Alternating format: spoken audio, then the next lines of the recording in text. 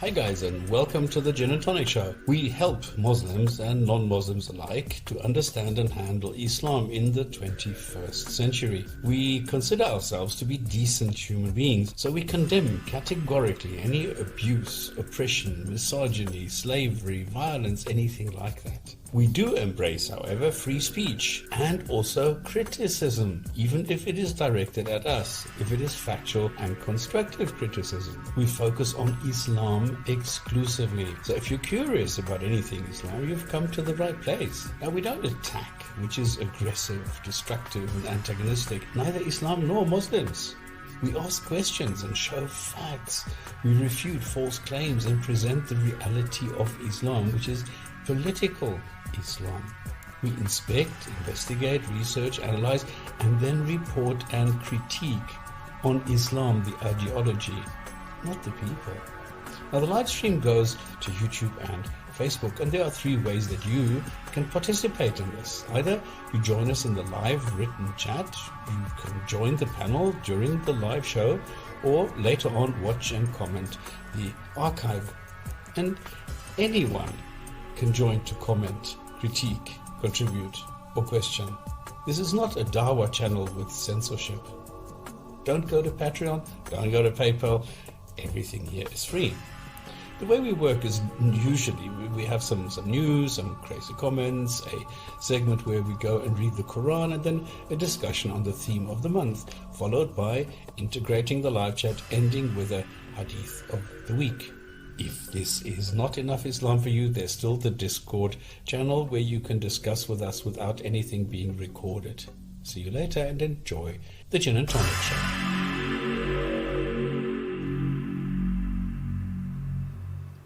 And welcome, hello everybody, welcome to the Gin and Tonic Show. It is Friday, it is the 19th of February, and I already have a small correction to make because I cannot stream to Facebook at the moment because somebody has reported me for bullying, because I said, well, you've only got, you're not mentally equipped for this conversation because all you have is violence and harassment. And this person then reported me, and then instead of the person who is threatening me with violence and everything being banned, I am being banned because somebody reported me. And this is why at the moment I cannot, and I wasn't even aware of that, I am not allowed to stream to Facebook as a punishment. I don't know what that is supposed to do, if that teaches me a lesson or something. No, it doesn't. It just tells me that Facebook is ridiculous, that I need to stay away from the place. So I don't know. Anyway, welcome panel, welcome Mustafa, welcome Nick of Time and Thunderous. Mustafa, why don't you say hi first? Let's go clockwise again.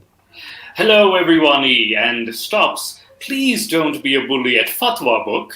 And I'm an ex-Muslim, ex-Shia Muslim. Hello everybody. And let's pass it on to the Nick of Time. Hey guys, thank you for having me on again. Stop us. How dare you critique a peaceful organization like Facebook? You deserve to be banned. Yeah. Yeah, I know where you get your avatar from. And Thunderous, how's it going, man?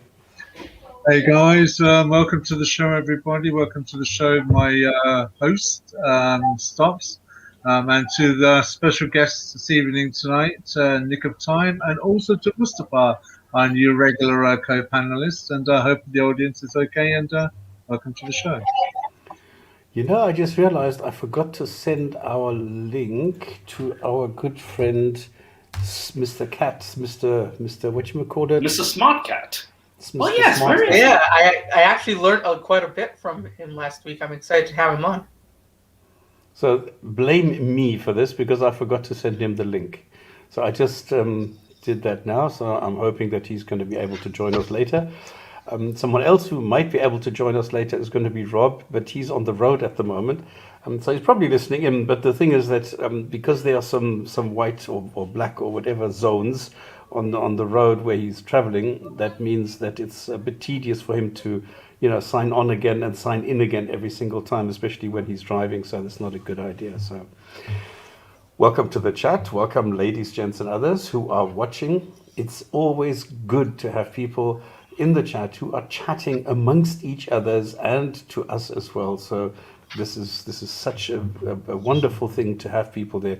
I know that we're not like a Dawa channel where they immediately have a couple of hundred people or even 1,000 people who are desperate to hear that they are so right and they are so everything that it's. This is why I found this diagram, and I thought if only I could make this my avatar, but I can't. It's just, it doesn't come out. It's so small that you cannot see the details. This is called a guy in Spain, Don Quixote, and what he is doing. This is I don't know if this is a fairy tale based on reality. I do not know. Anyway, so he was so deluded that he thought that this horse, and I remember the story quite well. I remember that the horse is called Rocinante or something. And he thought this was like a stallion, a real, war horse. In reality, it was a rundown, ancient old horse that could barely walk. And then he put on some clothing, which he imagined was armor. And then he took a broomstick or something, which he imagined was a lance. And then he went and attacked giants, which were really windmills. So this is, it has become an idiom, charging at windmills. If you are charging at something or attacking something, that you are only imagining that it is there.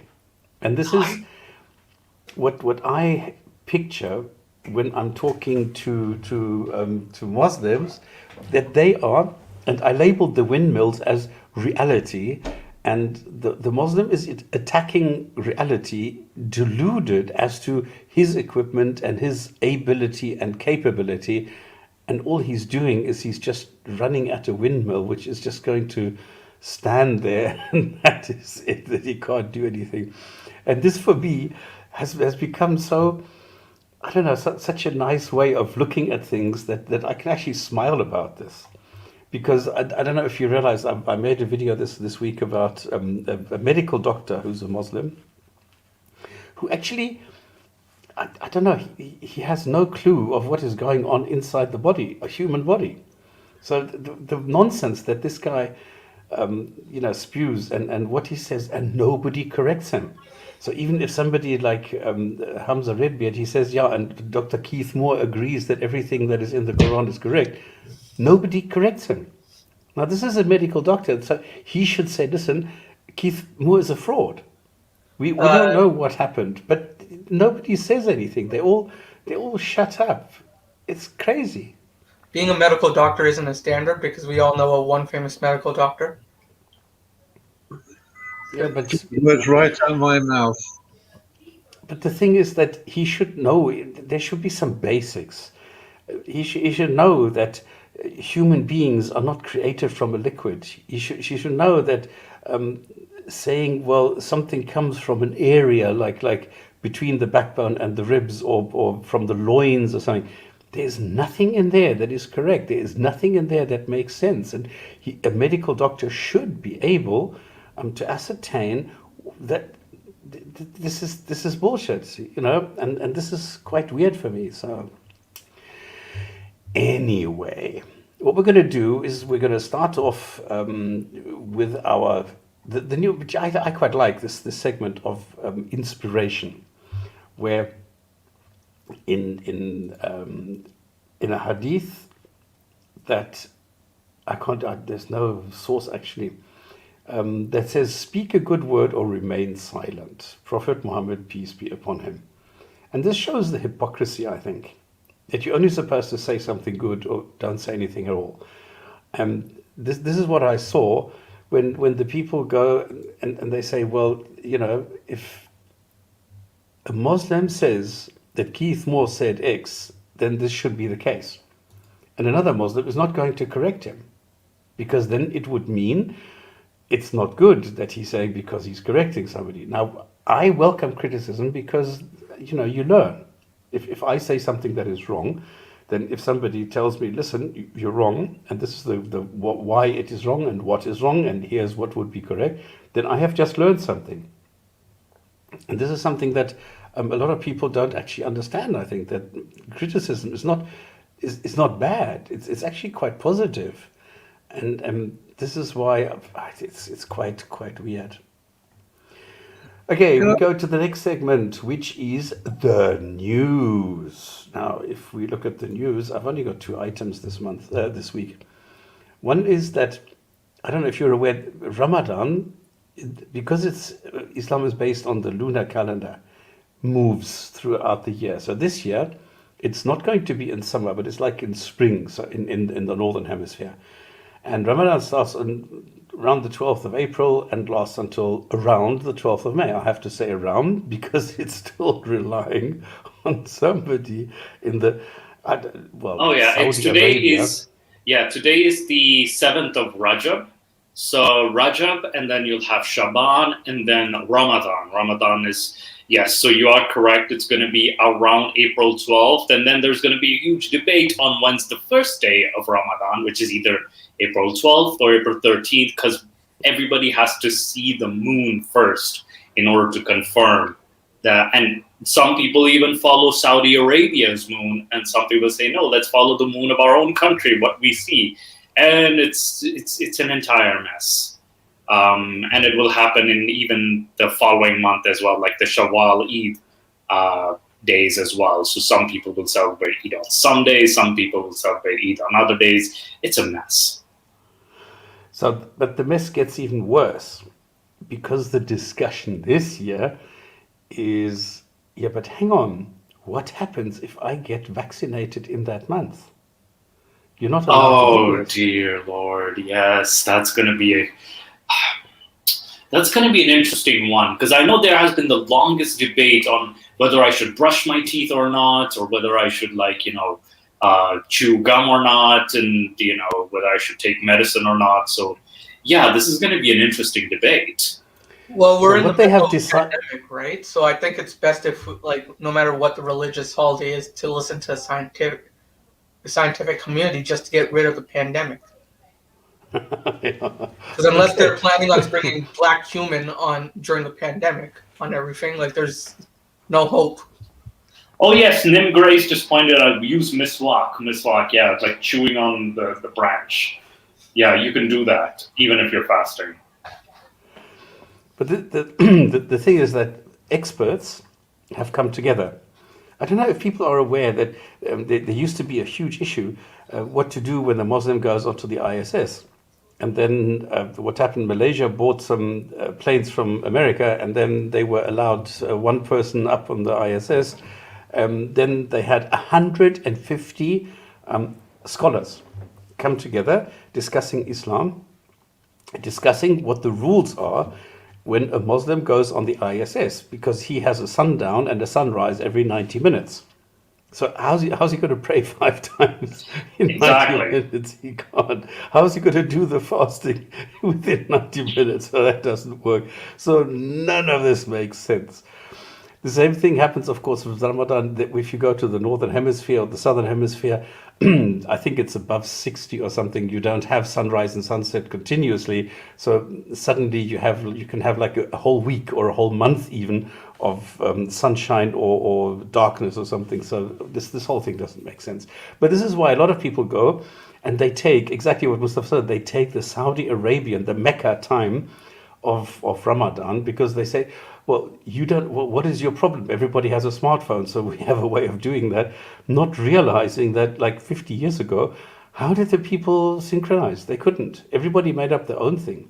So anyway, so now experts came together and they agreed.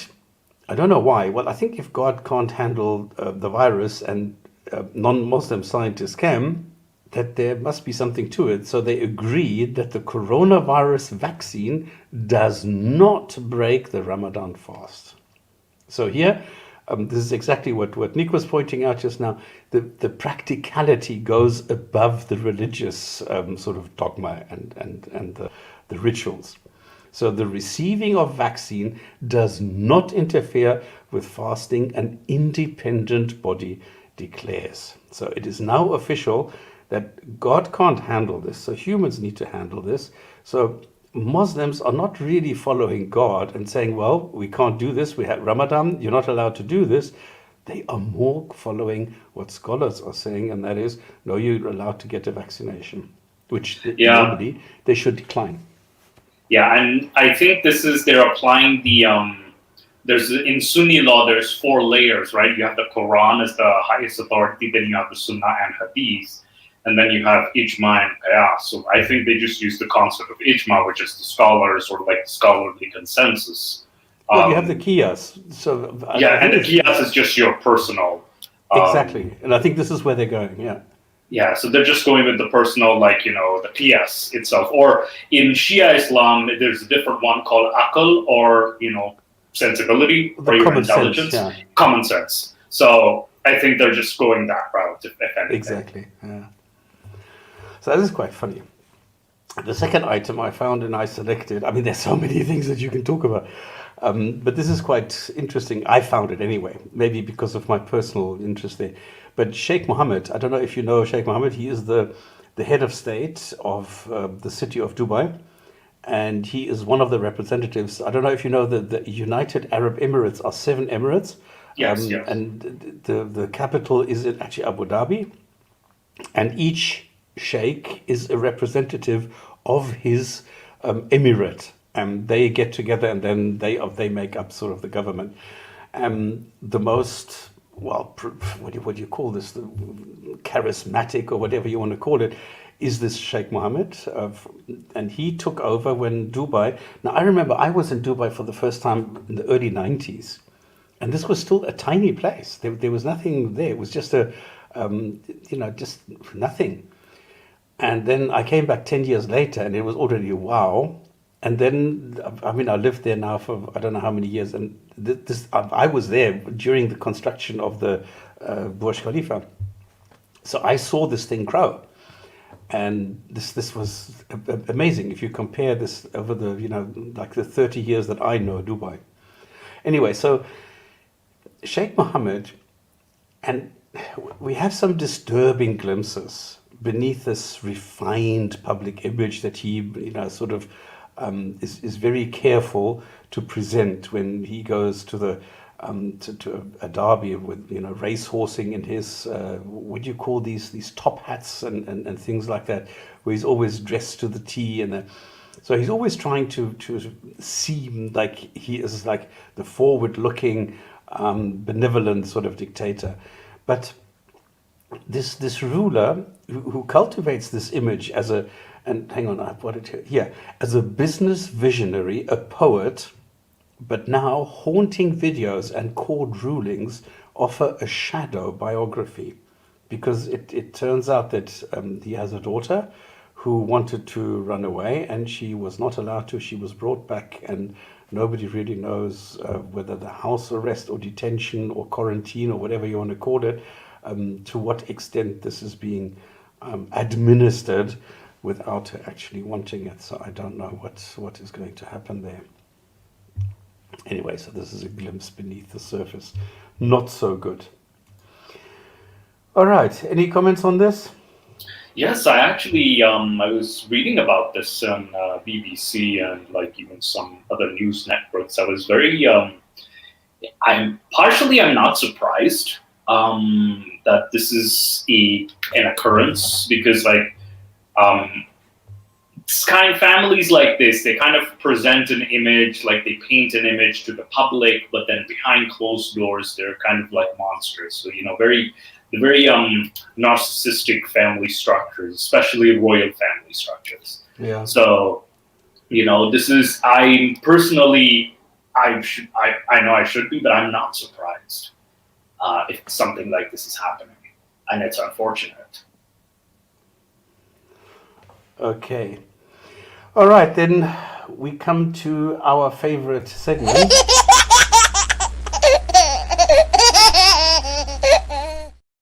Krazy Komments. So the Krazy Komments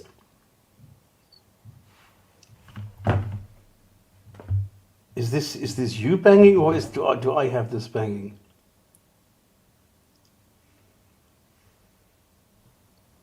Funny. Okay, let me go to the first one that I have.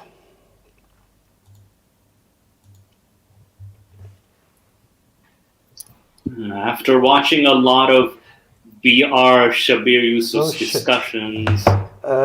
Guys, I'll be back just now. All right. Can you guys talk amongst each others? Okay, yeah, we can do that. Can people? I think people can hear us, right? Yeah. Okay, perfect. All right.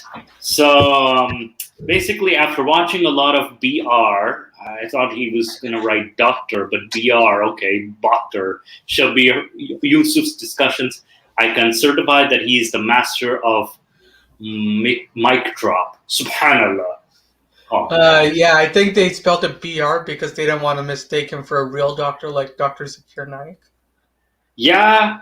It's there's I don't know with like this there's this certain like tendency to like declare victory of like watching Dr. Shabir or Zakir Naik, like, oh, they won the argument, like they start to celebrate already. And well, BR is brother, okay, why so religious? BR, okay, brother Shabir, okay. So BR, then I learned something new. I was thinking, like, you must have misspelled doctor, but of course someone's going to say Dr. Kent Hovind. Oh, just don't bring him out. It's Islam here, not Kent Hovind. But yes. Yeah, but I think this is like a level of education higher than doctor, because you have DR, which is doctor of philosophy, and then you have BR, which is brother of philosophy. Of course, yeah. So brother of philosophy, that could be, even brother is like a common term used, like, when Zakir Naik is practically famous for saying, brother has a good point, and is it me or is the stream lagging? No, Streamlabs has a tendency to do that a bit. Yeah, that, oh man. Does anybody know what the context of the comment was about with reference to what video or what the discussion was? I don't know what the discussion was, because I know the Stops just put up the comment, but then he needed to go fix something. But yeah, it's it definitely. I think anything that any person that comes on and defends Islam from the modern response now will be to say it's a mic drop moment. But then you don't really have to say much in Islam to defend Islam for it to be mic drop moments, because if anybody challenges the narrative, it's because their lack of understanding, their inability to understand the original Arabic language, so on and so forth, or they're just ignorant kuffar in the first place. Can't they see that Islam is quite obvious? So you could pretty much summarize that comment as being sort of the default modern day response now for probably about 99% of Muslims.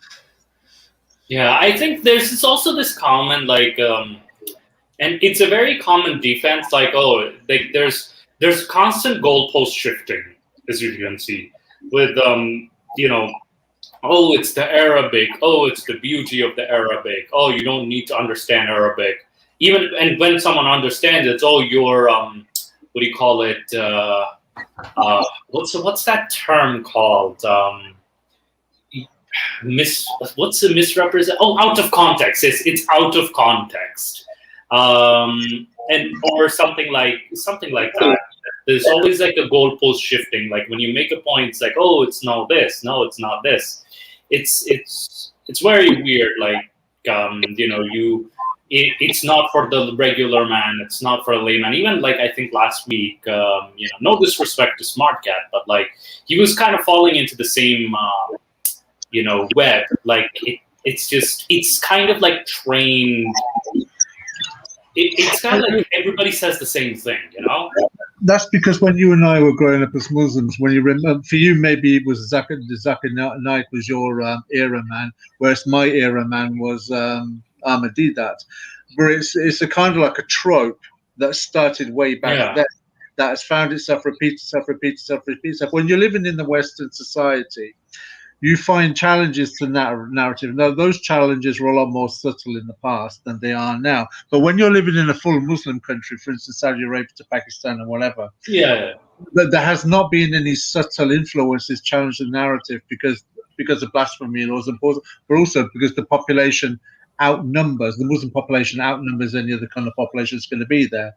So you only ever hear, I think the point I'm trying to make is you only ever hear one side of the narrative, and that has been going on for decades in those countries. That generation of, and then the first generation that moved over to England and Canada and such, it's only been like a generational phenomenon. It's only been happening for the past 40, 50 years. So it's almost like the Muslim world are now catching up. Now we have internet and social media that has made information more accessible, that those floodgates are starting to open. So this generation now is a generation of what I call the generation of non-identity. Islam is the identity that they have. So they're clinging on to that because as human beings, we're all trying to cling on something, whether it's money or sport, some kind of hobby, or religion or politics or commerce, career or something. This is the only thing that the Muslim world has to cling on to now at the moment, because it's not as if in the Muslim world they've got anything else that is worth holding on to. And it provides camaraderie, doesn't it? Yeah, and I think, you know, what's funny is that I've had, I have had friends, Muslim friends, even from like here, who've grown up in the West. They've stated that, we kind of need someone to like reaffirm our faith. We know that talking to you about religion will actually make us doubt our faith a lot more. So they've even actually like backstepped a bit because they know that I will make them doubt their own narrative. And they practically are admitting that their so-called faith is weak, and they're admitting that, hey, there are holes in there. Yeah, I think as well with this, it's like a gang mentality as well. I mean, when you look at the origins of Islam, it was a gang mentality. Yeah. Where each person in the gang reinforced each other's sort of like bravado, so to speak. Hi guys. Hi, Stops. This was crazy. This was somebody banging on the front door thinking his wife was here. Oh, dear Lord. What's his wife doing in your house? All right. Oh, wow. You okay, man? Okay, were you talking about something interesting? Yeah, I just want to finish off. I just want to finish off. Thunders can finish this off. Thunders, go ahead. So going back to, for instance, why Muslims listen Is to there their anybody out there? When you listen to a debate, you're always, a Muslim goes to a debate just to hear and cheer his guy on, he's not going to listen to Why am I alone? And that's the point. That's why people don't learn from debates, and why debates are a waste of time. Because I can hear Thunder talking, but I can't hear anything. Can you hear me?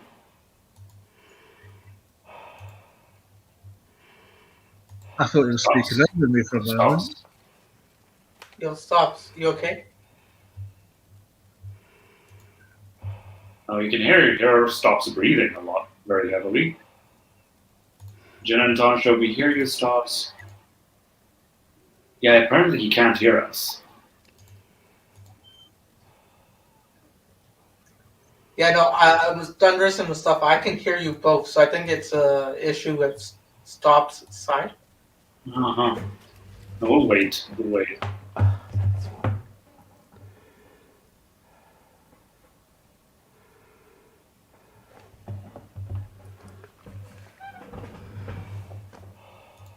So a classic example of a debate at that time was the David Wood versus Muhammad Hijab. And Muhammad Hijab clearly goofed and gaffed several times in the debate. But no Muslim picked up on Muhammad Hijab, and no Muslim, if you like, challenged Muhammad Hijab for what he said. So that shows you the mentality of the Muslim in the audience. It shows you the mentality of the Muslim on the platform.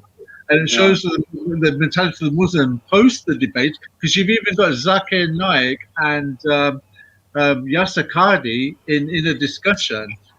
both certainly Zakir Naik on his own saying that Muhammad hijab destroyed David Wood. So why would Zakir Naik debate David Wood if he can't get past Muhammad hijab?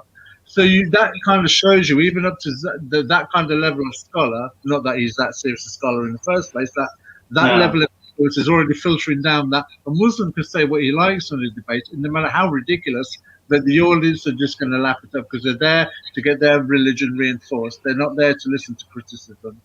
Well, and not only that, like the David Wood hijab, like it came across. It was mainly like hijab was just playing the audience, and in wrestling, we also use this concept, like in professional wrestling. You're kind of like the baby face is like the fan favorite, kind of plays up the audience, and David Wood was the heel or the villain in this situation. So Muhammad hijab, it kind of came across as like Muhammad hijab was just working the crowd, if anything. It wasn't. It was sure. I admit Muhammad hijab came across as more charismatic, but there was no substance in the arguments that he put forth. If anything, David Wood was more correct. But I call this the clown act. Yeah, it was just like he was. I think Stops told us before that he seemed a lot more wooden. I've actually quoted Stops here. Like Stops described him as more wooden. So I think that the thing that stopped people or Muslims from actually like taking David Wood seriously in that argument was the fact that he ate the pages from the Quran. Him and apostate prophet. Yes. That the eating the page. Yeah, that was. I found it hilarious, but I think that's the reason why Muslims didn't really like his arguments and weren't like they were already not open to listening to outside arguments. But the fact that he did make them hate. Yeah, he comes across. He's like David Wood makes a good attack dog, but at the same time, he's also defending the Trinity, which is one of supposedly the weakest concept of Christianity. So it was kind of like he's not very good at defending, but he makes a very good attack dog. That's how I describe David Wood. Apostate Prophet turned on David Woods. Yeah, David Wood also should have never tried to bring up Arabic. Yeah, you're correct. Yeah, he should have never tried to bring up the Arabic because the Muslim, any Muslim will just try to they'll just sniff blood and just jump on you in that immediate opportunity. Did he bring up Arabic? Yeah, because he was saying, I knew I had to teach you Arabic today. I knew I was going to have to do this today. I knew I had to teach you. Yeah, but I think this was not initiated by David at all, or Dr. Wood. I always say David because he seems so familiar, but it's actually Dr. Wood or Dr. J. Smith. You tend to forget these things because they are so familiar with us. I don't even remember him bringing it up. I thought it was Hijab bringing it up, but yeah. Okay, should we continue with the normal Absolutely. thing? And you can hear us? Yeah, everything's back. It was just that because I switched off the microphone and the headphones, that they had switched off and were disconnected. So I first had to wait until they reconnected again. That's why I couldn't hear anything in the beginning. Right, but this is so weird to have somebody banging your door looking for it in the middle of the night, I thought, listen, are you fucking mad? Are you drunk or what? But anyway, all right. Then what we did is, because I don't know if you remember last week, we were talking about, what was his name? Shabir Yusuf. Shabir, I only know the Shabir Shuffle. Who made some comments, and which were actually quite silly. I thought they were quite silly, but now he is being hailed as the mic drop. I don't know what he did, what he said. I can't remember. This was, I don't know. So now you have people. Now, I think Shabir Yusuf is actually one of the weakest guys because all he does is he just listens to you making a claim, then turns it around and says, yeah, but hang on, why do you believe this? And then he thinks he's made a point. I mean, we've all seen this. We've analyzed this. We've seen this so many times. So Shabir is actually a very weak guy when it comes to debating or something. And Muslims don't see this. I don't know what they see in this, but after watching a lot of Brother Shabir Yusuf's discussions, I can certify that he is the master of mic drop. Subhanallah. I don't understand this. I don't know why people are now suddenly saying that this guy is so great. And then I found another comment. I'm a subscriber of Brother Shabir since beginning. I like his logical arguments. Now, what I've done is I've asked these guys, okay, what exactly was his logical argument? What exactly is it that you like about this? I have not received any answers. And here's another one. You better come prepared when you want to debate Brother Shabir. Think again. No, he's totally weak. So, there's nothing that is special about his line of reasoning. So I don't know. When Brother Shabir talks, you need to be really prepared logically. He is going to roast the opponent. No, he's not. He's just going to turn it around and come with his normal, I don't know. Now you need to explain this. If I ask him, well, why do you believe in a God? He says, well, why do you believe that it doesn't exist or something? It's quite it's like throwing the argument back at you. It's like, you're the one making the claim. Yeah, but it's so primitive, and people are so impressed. I mean, look at all these comments, all saying, wow, this is so great.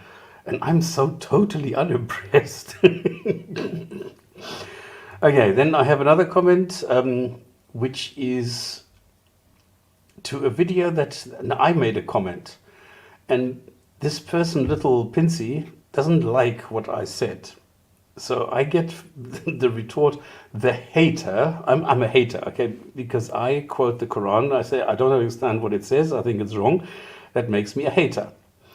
Didn't need to respond, I think. The person like you must remove from the society. Okay, I don't know.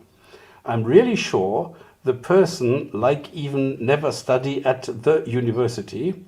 So respond, an idiot like you wasting my time. Goodbye, idiot. Why does this weirdly sound Pakistani? I can hear a Pakistani individual say this. Why does this sound like the guy who asked for Bob's and Jane pictures? Exactly. It does sound like that exact accent. I can practically hear it. Yeah, and I'm supposed to be a dyslexic one. It's like the hater didn't need to respond. The person like you must remove from society. I'm real sure this person never studied at the university. So respond, an idiot. You wasting my time. Goodbye, idiot. Are you sure you didn't submit that Mustafa? That sounds uncannily and terribly fluent for you.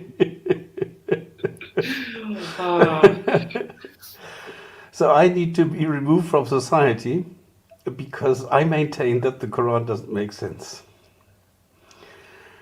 Yeah. This is another one. Truth is that science is still catching up to the beauty and wonderful Quran of Allah SWT. So many matters of science were already clearly stated in the Quran more than 1,400 years ago. Now, can somebody tell me, if I take 2021 and I subtract 1,400, was the Quran ready at that time? Why is it more than 1,400 years ago? Why can't they tell me at date X?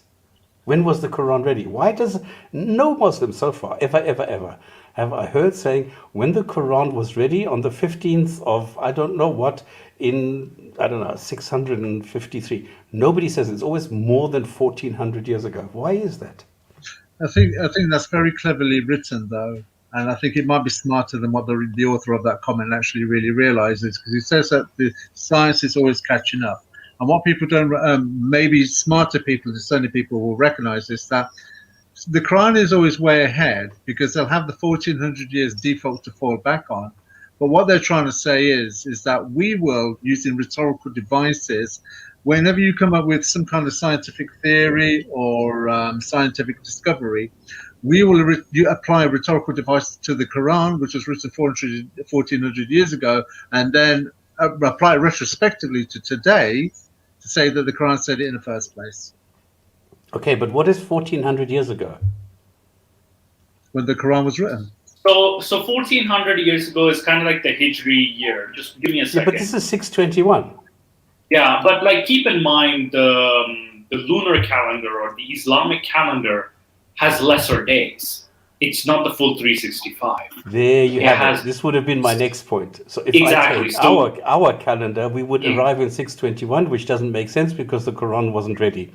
If you are taking lunar years, even then it doesn't make sense because it's just a couple of days less. Yeah, it's the year is 1442 to be exact. But keep in mind, this is for the year which Muhammad left Mecca and migrated to Medina specifically. And even then, the Quran hadn't been authored then yet. Exactly. So it wasn't according. Yeah, but even according to the Muslim, the Islamic calendar, it wasn't ready yet. Oh, it absolutely. Hasn't been assembled. Absolutely. Like you would say, I would say take 10 years after that, Muhammad dies. 10 years later, and then you have another 25, 30 years to the time of Usman. And that's close. That's just you're correct. A couple of years, just over 1400. So it's not like more. So it's just around that mark. Because as far as what I have heard is that it's the year 653. 653, yeah, some 650, 653. If you're, it's difficult to like precise it even via Hijri because it's, the Hijri calendars itself is all over the place. And exactly, it's supposed to be a magical date. So when was this magical date? Nobody really knows. You see, this is another thing with the Quran. Nobody really knows. And the source that's saying it is Sahih al-Bukhari, which is penned down 200, 300 years after. As we saw last week. So exactly. Yeah. Oh boy. All right. Okay, then we're going to skip the Quran and we're going to go straight to the theme of the month, which is Hadith and science. So, Nick, if you will be so good and give us your presentation, what you have prepared. All right. Yeah. It kind of feels great to have like a presentation format, but like if you guys see any lag or anything with what I'm presenting, please let me know and I'll change it up. All right, is this perfect for you guys? Oh, this is perfect. Yeah. All right. So I just want to take one area of science and specifically talk about the errors that the Hadith makes in that area, rather than taking the whole splatter because there's just so many to cover. But yeah, so the first topic I want to talk about is the Nile and the Euphrates that flow from heaven. So this is the specific quote from Shi Bakri, Volume 5, Book 58, Hadith 227. The quote is up here. You guys can take a look at it or just search the specific quote up. This is my source. This is in the Hadith science that we discussed last year. This is a theory. We know this as false because we know that the source of it is considered Lake Victoria, and it has many other feeder rivers. But the biggest known source of it is Lake Victoria down near Kenya. And unless Kenya is considered heaven, it's the fact that heaven is the source of the Nile is wrong. They might have thought that before because of the Nile being so used for food. They think of it, the Ganges, as coming off of Lord Shiva's head in Hinduism and such. So it's common for whatever regional religion to think of their regional river as heavenly or godlike due to it producing fertile lands and such. But scientifically, that's false. Next is that thunder is an angel driving clouds. This is the specific quote. Jama Tirmidhi, You got to excuse me for my dyslexic tendencies, but 544-3117. You guys can search that up as well on your own or take the time to read it. This is false. I have a small diagram here if you guys can see my mouse. Due to the crystallization of snowflakes or water, everyone knows that water does have polarity between it, does have a charge, and due to that crystallizing in the clouds and such, you get a lot of positive and negative ions or charges in the clouds. And this is actually what causes the lightning and thunder. The reason why you hear the thunder first and the reason why you see the lightning first and then hear the thunder is because the speed of light is a lot faster than the speed of sound. So it reaches your eyes before the sound reaches you. Especially at the distances that it's coming from, the time difference is a lot bigger. The next thing is mountains were planted to stabilize Earth. So you guys can see the quote again. You guys got the specific verse and its location in the books. You guys can search it up. But the reason why I'm doing this is just so everyone can actually see where I'm not pulling this stuff out of my bum here. Like this is actually what's in the theories that I requested last video or live stream. These are the exact sources for the said scientific theories that the Hadith had visible in them, and I'm trying to just prove them false here. We know that there's 3 different kinds of mountains that are not morphing the Earth, but the Earth tectonic plates are morphing them. With the block, the fold mountains, and the volcanic mountains. Volcanic mountains coming from volcanoes, essentially. Fold mountains coming from the tectonic plates pushing, and then you got the block mountains that are igneous rocks, I believe. The last one, I believe this is the last one, but the heat of noon rises from hell. I don't know if Satan's been taking the day off today, but it was -6 here at noon in Toronto, so I kind of hope that he can open up shop sometime soon to get me some of that noon heat. But the heat comes from the sun right when it's at the high point. It is false. And this is the last one, but this is the funniest one that I heard. No one knows when it rains. Here's the quote again. But whoever wrote this never heard of CNN or Fox weather reports. Check your latest weather station. Meteorologists can predict rain and weather patterns all the time. So those are the specific quotes I wanted to discuss today. If you guys have specific questions on a specific quote, I just want to answer those real quick, or essentially discuss those quotes. No question from my side. Just go ahead. I think can you go to the one with the Nile and the Euphrates? Yeah. Let me just share my screen again.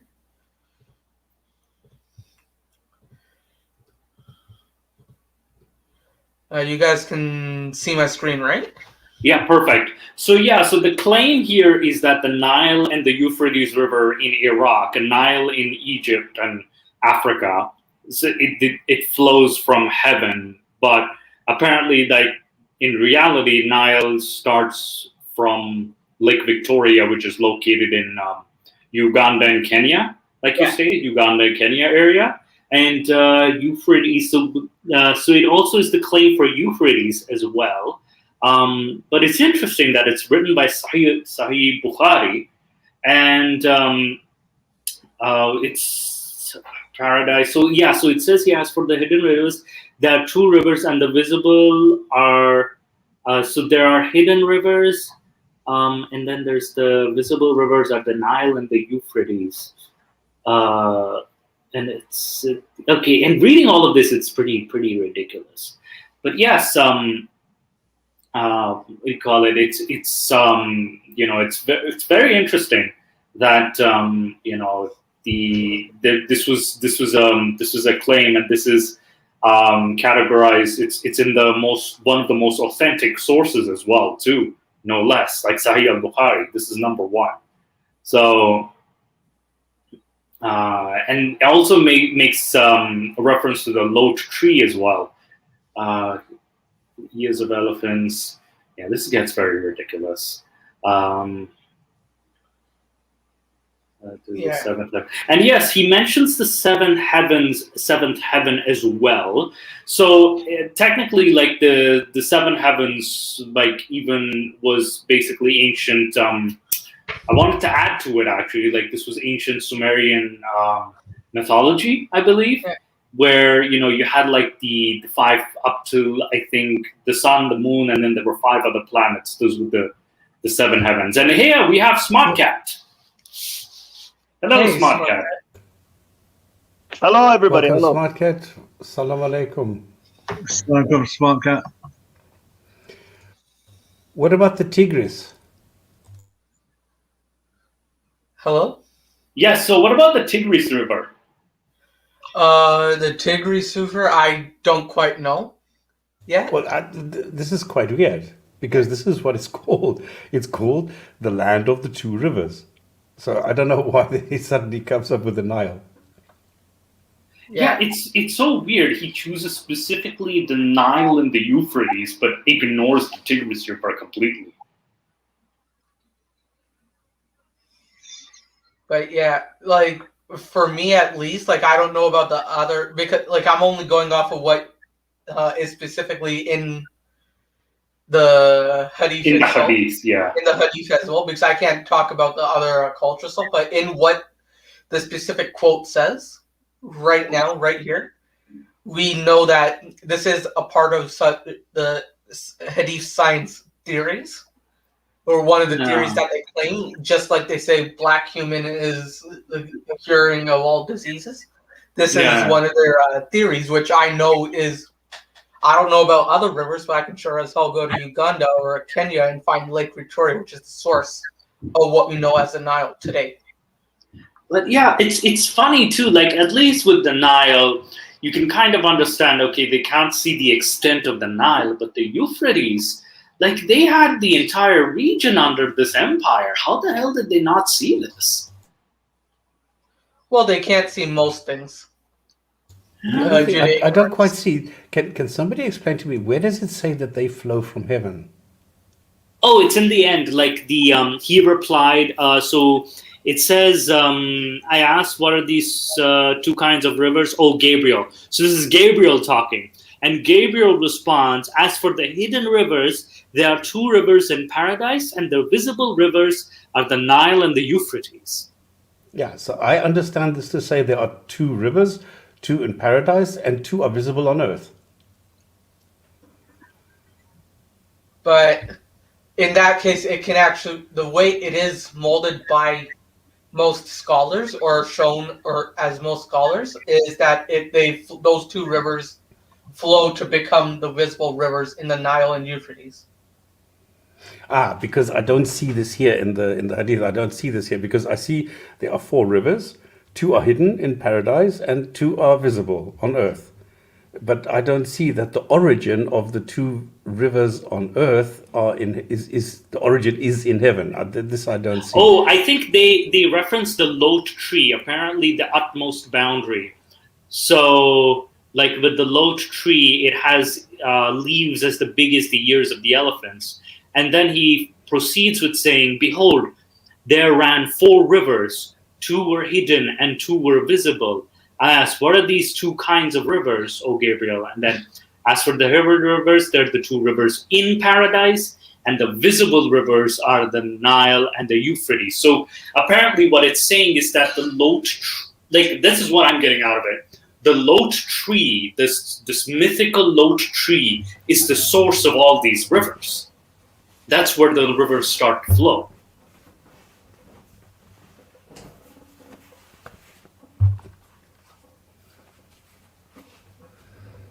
Yeah, no, I can't actually see who's speaking and such because I am sharing my screen.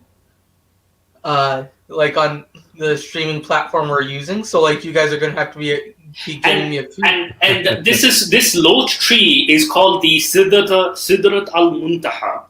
So it's like the large and emblematic tree, and it's marking the end of the 7th heaven. That's what the mark is. The Lot tree marks the end of the seventh heaven.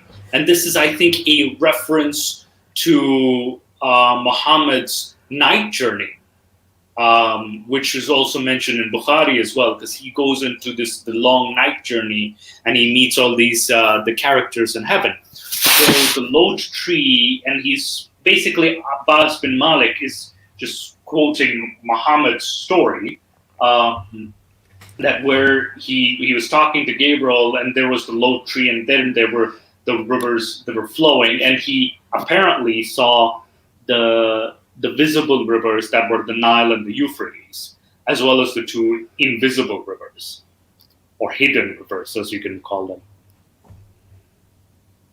Okay, but this seems to me not so clear cut, so I would not use this as a primary example. Yeah, because the wording seems all over the place with this one. Exactly. Yeah. Exactly. So it's very easy for somebody to wriggle out of this and say, no, hang on, that's not what it says. I understand what you're saying, and I understand that people were referencing this in a different way, but I would not use this as primary example. Mm-hmm. Yeah, so like it might be my mistake then there as well, but the way it was interpreted by the scholars I was researching with, I can put the links in the Discord for that. They were claiming that it did come from heaven and the four river, and from the tree in heaven, that's where the two rivers flowed from. And unless those same people twist it and say, yeah, there's a tree at the base of Lake Victoria that it flows from with like huge leaves and such, that's when we can agree, oh, they made it's a good prediction. But even then, what they're taking from this is the fact that they flow from heaven, which the only way I can twist this to be true is that it's flowing from the base of a tree, or that it's flowing from a Lake Victoria, which is at the base of a Lot tree. I think would be the most scientific explanation for this if needed to be twisted. And again, the legend of the Lot tree itself is suspect at best. Like, I think you can kind of use that as this. There's apparently the tree that marks the end of the seventh heaven, but you kind of need knowledge of like ancient, I think Sumerian mythology as well, like, because what were really the seven heavens? So apparently, like the tree, this gigantic tree marks the boundary, and that's the point where none of God's creations can pass after. Only God can. Why so religious? Why did you delete and time out? Because he was just asking a question. We're robbers.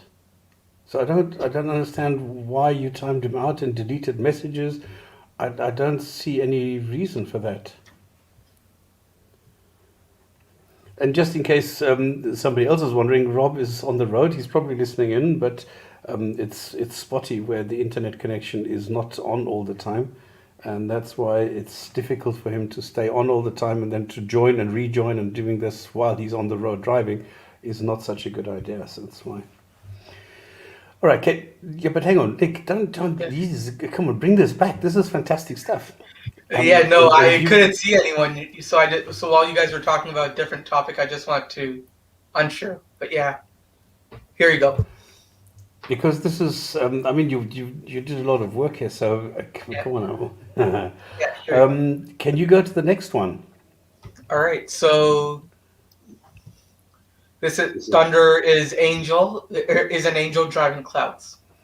So the Jews came to the prophet. They said, inform us about the thunder. What is it? Now, the funny thing is that the Arabs in those days were fascinated with thunder. I think they had this concept that lightning and thunder were different gods, but different related gods. And then when everything went over to one God, to Allah, they didn't really know what to do with it. And this is why in the Quran you still get this in chapter 13, I think it is, where you get the sentence that God can punish somebody and kill them using thunder. which of course you can't do. I mean, it takes lightning. This is why most Muslims, the apologetics is going to be, no, it's not really thunder, it's actually lightning, but it says thunder. So this is quite interesting for me. So they say that, inform us about the thunder. What is it? He says, an angel among the angels who is responsible for the clouds. So there's, you see, what they're doing is, this is quite clever. Then they're going away from the God of the clouds and the God of the thunder to an angel of the clouds. We still have this this pagan concept, but now it's an angel, so that makes it better.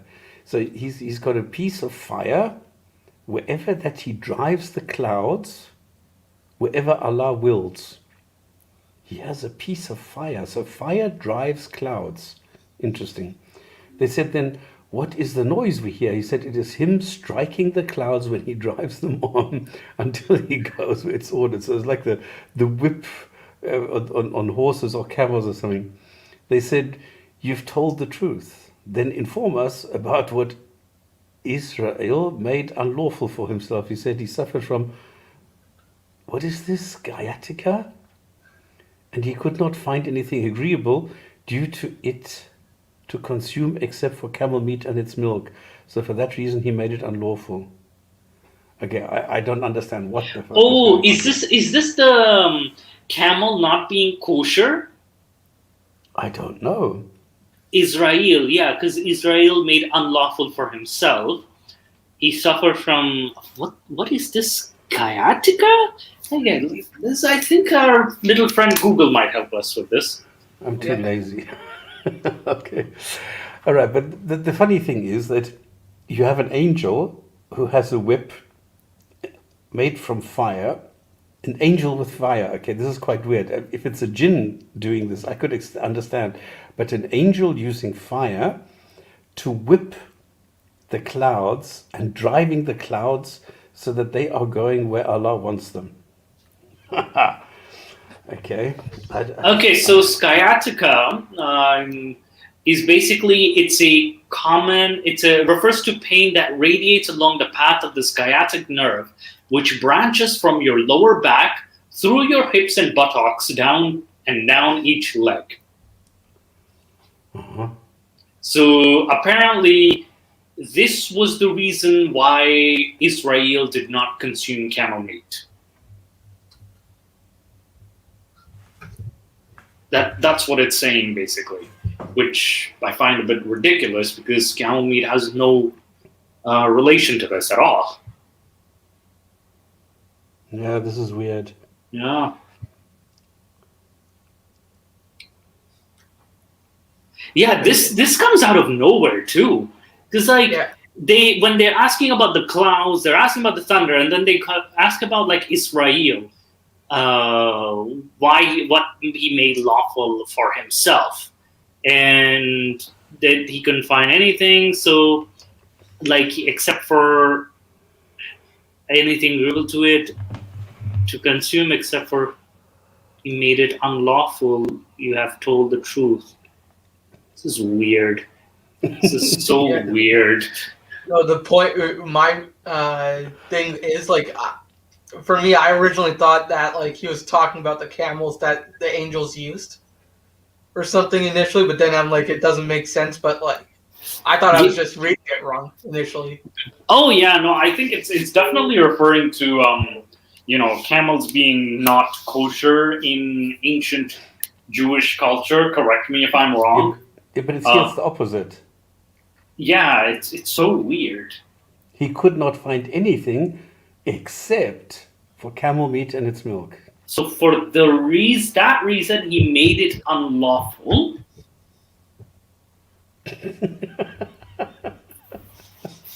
What? All right, I'm sorry. I'm lost. I'm out. This is like, okay. This. I haven't pulled my hair this much since my last examination, and this is worse. Camel meat and its milk, and so for this reason he made it unlawful. Hey, Mustafa, you're in the legal field. You untwist this for us. Your people are good at twisting shit up. Well, that's the stereotype. Yeah, like in the legal field, twisting things up and making it favor for ourselves. But even this can't be twisted up. Like, he consumed the camel meat, and that's why he doesn't allow anybody else, because he also suffered from sciatica, which was pain in his buttocks. So, but hang on. These narrations are supposed to explain the Quran. Now, how does this explain anything in the Quran if this is a mystery in itself? It doesn't. It really doesn't. And I don't know if it's even referring to a particular verse in the Quran that was regarding, the camel meat or Israel having sciatica, or even like that. Exactly the point. Maybe we just don't get the wisdom of this. The wisdom of this verse. It's so highly developed. It's way above our heads. So we are incapable of understanding this. The way I see this, it's kind of, I think there's just this guy who had like lactose intolerance or something, and then he drank a bunch of camel's milk, and he was like, his parts sound like thunder. Cat, come on, help us out here. You're a Muslim. You need to understand this stuff. Come on, please give us this information. What are we missing here? I mean, the Jews came to the Prophet and they asked him, "What about thunder? What is it?" And then he replied, "An angel among the angels who is responsible for the clouds." So, what do I... No, that part we get. No, keep reading. No, I don't. No, Mustafa. Wait. Let him develop this. Yeah. So, from what I understand is that because it's a celestial realm, the skies are considered to be part of the celestial realm. And what dwelleth in the celestial realm is angels. So it would make sense in that sense that an angel is responsible for the clouds, according to Abrahamic or Islamic epistemology or theology, in that for that matter. Can I just comment on that? Yeah, go for it. If you notice the theme as well, that the Jews are asking Muhammad questions all the time, and if you look at the history of Jews asking Muhammad questions, it isn't that they're going to Muhammad to try and get some kind of educational answer or some spiritual insight of something that they might not know. The Jews are trolling him. They know what the answer is, and he keeps getting it monumentally wrong every time. They ask him a question and he gives an answer. For me, when I read something like this, I think the Jews are definitely trolling him.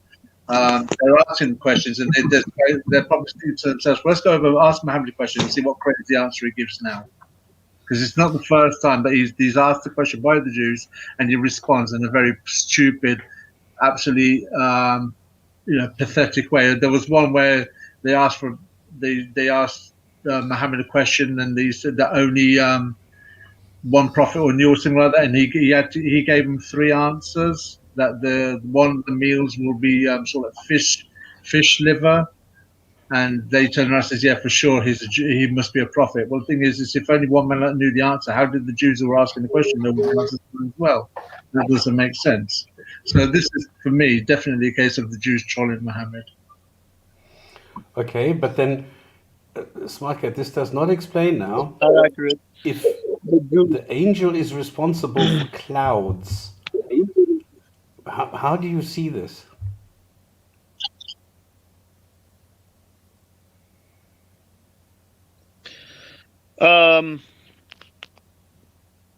So they're talking about the skies, right? They're talking about what's in the skies, right? What's going on in the sky. No, he's talking about clouds.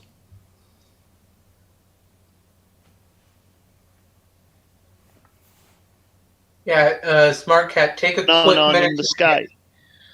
Okay, for ancient peoples, the physical sky was not separated from the celestial spiritual sky.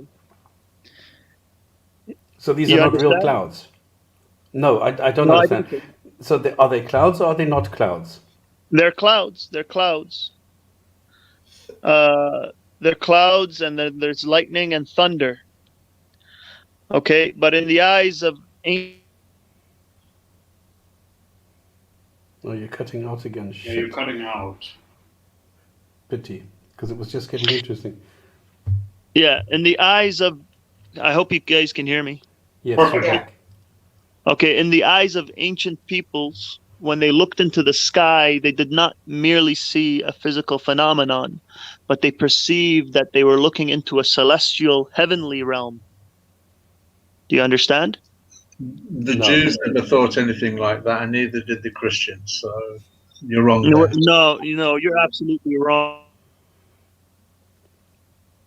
Okay, but the point is, do you understand? And wonder There's about an the angel. spiritual, celestial realm that dwelled above them. Okay? So Oh, yeah, but we're talking about real clouds. yeah, we're talking about real Hey guys, clouds. I'll be back in 1 minute. I'll keep the quote up. Yeah. Okay, so if we're talking about clouds, it says here, now this is Muhammad, all right? Now he was inspired by God, and God says to Muhammad, okay, I need you to explain something. Tell the people about thunder, that it's clouds which are being driven by an angel. Now, does this have any relevance? Is this anything physical, or is this just something that this is just in the allegorical realm, you don't need to take this seriously at all? Well, I wouldn't say you don't need to take it seriously just because it's allegorical, but it's one part perception and one part understanding of ancient peoples. I mean, the first thing an ancient person, when they looked into the sky, they saw spiritual phenomenon, not only like a physical phenomenon, like a shooting comet was of spiritual significance and religious significance, not just a rock in space floating through the atmosphere. Okay, but from a fact point of view, it is incorrect. It is wrong. Do you agree with that? Incorrect in what sense? Well, it's not. I mean, you don't get clouds being driven along by an angel in the real world, right? Hello? Okay, if we want a physical understanding of it, we would go to particles and waves and weather patterns. We would explain it with a whole different lexicon to explain the phenomenon of moving clouds. So what the Jews were asking and what you're asking are two different things. Muhammad is answering the Jews who looked at Muhammad as a prophet, and their rabbis told their followers that Muhammad displays the characteristics of prophethood. And this is why the Jews would go to a monotheistic prophet and ask him questions, because they're intrigued. And he talks about Abraham, Moses. So that's why they would be asking him these questions, and they would be asking these questions to ascertain a spiritual understanding of the heavens and the earth and the relationship between the physical and the spiritual. So he's giving them an answer. Yeah, but the answer he's giving is wrong. He's giving the Jews a wrong answer. No, he's giving them the answer to their question, not an answer to your question. You're superimposing your question onto Muhammad. No. Muhammad. It says here, inform us about the thunder. Okay, and then Muhammad says, well, there's an angel driving the clouds. This information is wrong. Wait. What are angels made out of? Angels don't exist. Well, according to Muslims, what do Muslims claim that angels are made out of? Photons. Pardon me? Photons. They're made out of light. So he's telling them that a being that's made out of light light is energy. You understand? Like, is that what you want an explanation in that realm? Like how does it Light make is not energy. It's just photons. So the information that Muhammad is giving the Jews is wrong. That's number one. That's a fact. Can I just No. add? Can I just add? Not only is he giving the Jews wrong information, the Jews knew he was giving wrong information. I must protest with some of your summary about the relationship between the Jews and Muhammad. Mark that none of it. It seems to me you're making that up to suit the argument that you're trying to present, but none of that is based on any form of literature. Yeah, just to play devil's advocate here, like a little bit. It's quite ironic with my profile picture, but I just want to help Marquette out by saying even if angels were energy with light, we're talking about a different form of energy here, because in the next picture, that clearly just explains, like if you see here, the clouds, what lightning and thunder are actually made out of are electric energy, not light-based energy. So even if you say that angels are made out of light, we're talking about a different kind of energy here. Yeah.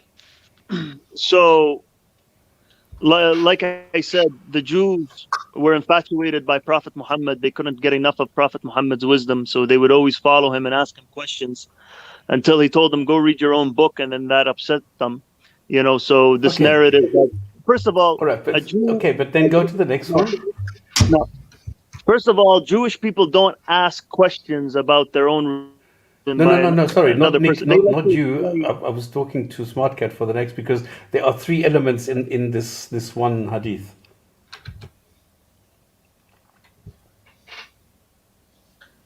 So the first element is that there's an angel driving the clouds.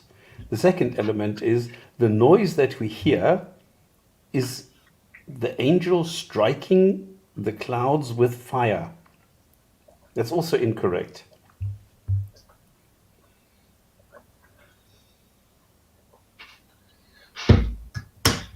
SmartCat, do you have any comment? Specifically, it says it is him striking the clouds when he drives them on until it goes where it is ordered.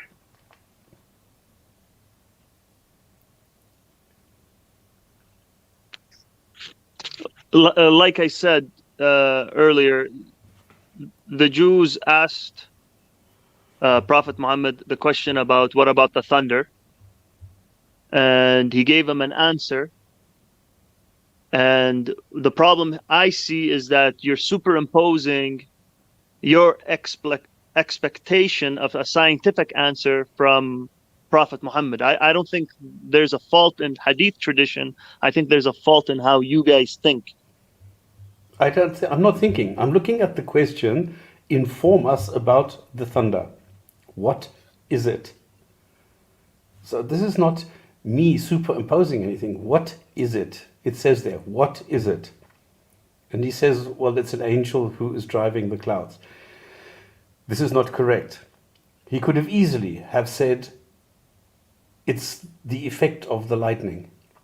He didn't. He says he makes up a story about an angel driving clouds, which is incorrect. So he could have given a correct answer, but this is not the correct answer. The next element is, what is the noise we hear? This is also a question that is not from me, but is from them. What is this noise? He could have said, well, this is from the lightning. It makes a noise when it heats up the atmosphere. That would have been a correct answer. Instead, he says, it's striking the clouds. And the striking of the clouds is like the whip hitting something. This makes a noise. This is incorrect. So this is the second answer that he gives that is factually incorrect. How do you explain this? The thing is, the striking of a cloud with a whip, I don't think it's mentioned in there, but we're just assuming that he's striking it like a whip, right? Is that what you're saying? Well, what does it mean, striking the clouds? Well, he's striking the clouds, so it's a motion. It's a motion that a strike is moving fast. So something that's moving fast, that causes the noise. So that's how I look at it. Okay, is this factually correct or incorrect?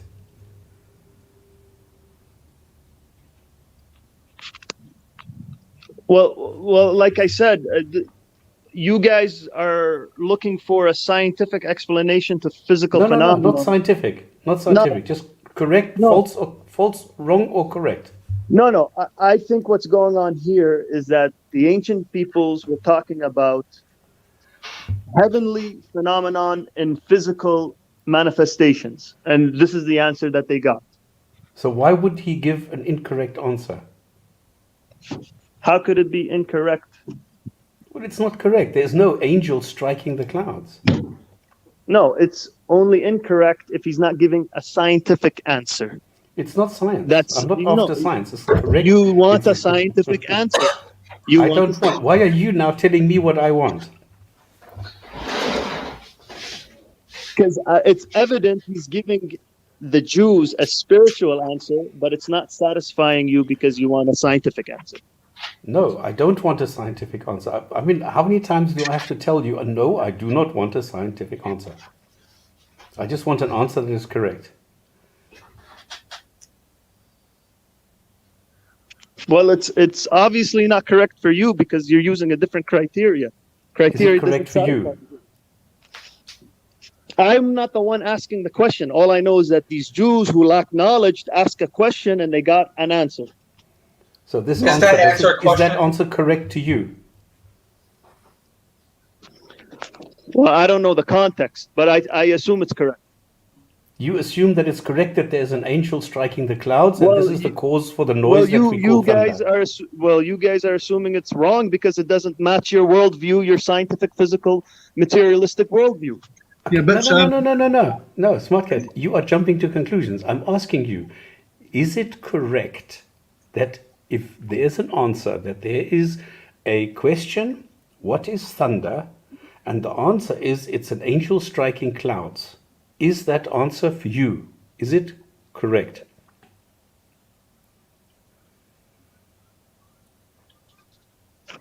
I never asked this question, so it's not fair. No, I'm asking this. No, I never asked this question. I know Jews asked this question in the past. I know a bunch of Jews asked this question in the past, and they got an answer. I'm asking you, does it sound correct if somebody asks what is thunder and the answer is there's an angel striking clouds? No, it doesn't work like that. It doesn't. You're assuming that the thunder that they're talking about is the thunder that you view. Okay. If I ask you, if I tell you thunder equals the noise of an angel driving clouds, and I give you this as a statement, would you put a tick behind it, or would you say no? That all depends. Were you asking what is what's going on in the spiritual realm, in the celestial realm of physical manifestations on the physical earth?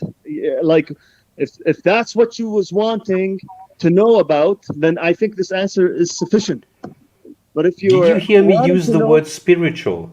No. Obviously, look, if because you want to know that's how to explain it in a scientific language. No, I do not want it in a scientific language. I'm asking you, if you ask me, if I tell you, if I make a statement, thunder is equal to an angel driving clouds or punching clouds or something, would you put a tick behind it, or would you say, no, that's not quite correct?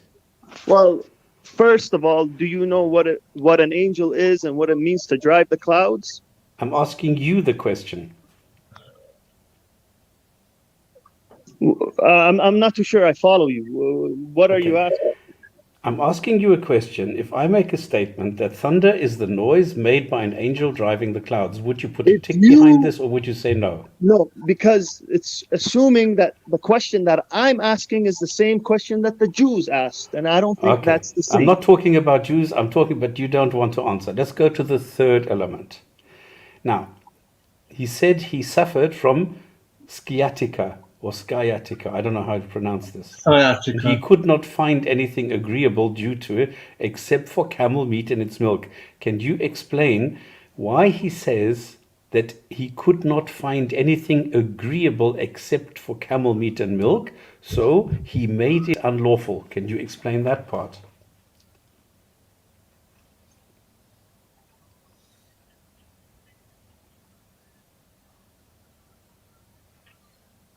Well, I don't know who's this person. I'm stuck like you guys. It says here that then inform us what Israel made unlawful for himself. And Muhammad responds, he suffered from sciatica and he could not find anything agreeable to consume except for camel meat and its milk. So for that reason, he made it unlawful. Yeah, so this is my best attempt at it, and it's my best attempt. They're either talking about Israel, which is a prophet in Islam, or it could be the people of Israel. I can't really tell, but I think it's safe to say it could be talking about prophet Israel. I think maybe it's the people, because if he was talking about a prophet, we would see a praise like alayhi salam or something of that nature. So he could be talking about the people of Israel, and if it's the people of Israel, and if it's pertaining but it to says himself, lawful, it's like it's himself and he. So it's addressing this in a singular. Look, just take in consideration, you don't have to accept it. I'm not forcing anybody. Just take in consideration, it doesn't necessarily mean one person. It could mean the nation of Israel, which is, Bani Israel or the Jews, or it could mean Israel, like the prophet Israel. But it says for himself. Pardon me? It says for himself, for a singular person. Yes, I know, but that doesn't necessarily mean it's an individual. It could be talking about a people. In this particular, I'm just saying, don't take that out of your mind. You don't need to accept it. Just don't take it out of your mind. Okay. So it's pertaining to making something lawful or unlawful in a medical condition. So the only thing I can pull out is that this person is in a position of power to make things lawful or unlawful, and he probably made it unlawful because he had the opinion that it's this camel meat and camel milk heals people, so therefore it shouldn't be eaten regularly, only under situations where a person needs some healing for an ailment. Because too much medicine is poison. So I think it's one of those things. Do you know what sciatica is? I don't know it, but it's a Greek word in origin, and it sounds like a disorder of some sort. So that's okay. why I'll read it for you. I had it pulled it up. So it's basically hold on, just give me a second here. I got it up. Okay, so it refers to the pain that radiates along the path of the sciatic nerve, which branches from your lower back through your hips and buttocks and down each leg. That's sciatica. Okay, no problem. So what relation does camel meat and camel milk have with sciatica? So first thing I want to say, let's just say it is sciatica. I don't think that Prophet Muhammad is talking about sciatica in the 6th century, but let's just say it is some type of back pain. All right. Obviously, the camel milk and the camel meat has lots of protein and collagen and fat, so it's a nutritious meal. So it helps somebody heal. So that's the only thing that I can tell you about it. That's the only correlation I see from reading this hadith. But then, why would he make it unlawful if it's the cure? Because Jews, rabbis, they practice oral tradition, okay, and they have a methodology, and their methodology is like, well, this cannot be eaten all the time because maybe they viewed it as a medicine. Like, you're not going to tell somebody to, take Quaaludes all the time when you need it or don't need it. So they probably were siding on a cautionary stance. Just keep it forbidden unless you need it. I'm just assuming. So it has something to do with. It seems like it's that's what I can see from it. Because here it says that, like, camel meat was only agreeable to this condition, but then he makes it unlawful. That's pretty black and white right there. He makes it unlawful as a result. He makes it unlawful. So he makes it unlawful, there's no and you other guys explanation for to it. explain it to you. He's making it unlawful, and you're asking me to explain it to you, and I'm telling you the only way it could possibly make sense is if it had something to do with how Jews interpret law. Okay, when it comes to medical reasonings, and basically you said it yourself. He ate something. The only thing that was agreeable to him was the camel meat, right? And it's assumed that Jews don't eat camel meat because it's forbidden. So there has to be a reason to why he ate this camel meat at this moment, right? So it's like, don't eat camel meat unless you need it under this situation. But this is what I can try to make sense out of it. I'm not saying this is the only way to read it, but this is the best way I can wrap my head around it. It doesn't mean what I'm telling you have to accept it, but you can challenge it. But I'm just telling you don't have to accept it. So where would I go understand. to? Because Smart Cat, I'm relatively new to this. So where would I go to find the full correct representation of this? You're doing just fine. Just keep doing what you're doing. I don't see any reason why you want to go find the right way to do it. I think you're doing just fine. So the reason why obviously this doesn't make sense, because he says, inform us about he, Israel, made unlawful for himself. And then it says anything that he couldn't eat anything except for camel meat and milk, so he made it unlawful for himself. How does that make sense? In what context will you say, I cannot eat anything except food A, and now I'm saying I'm going to make food A unlawful for me? That's what it says here. He suffered, he could not find anything, so he made it unlawful for him, the only thing that he could eat. So somehow this doesn't make sense to me.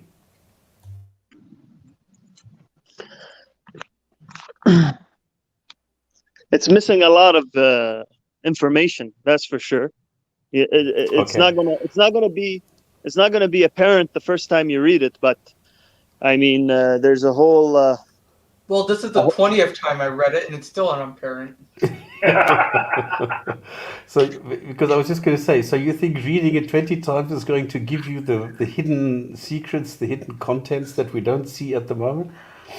Okay, but I thought this should be clear. I thought it should be an explanation. I thought the hadiths were actually narrations to give the people, common sense solutions to everyday problems. This is what I always thought the hadiths are supposed to be.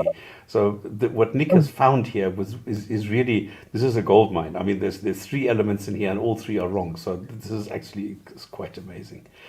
Okay, can you go to the next hadith that you found, Nick? The one with the mountains, I think. Yeah.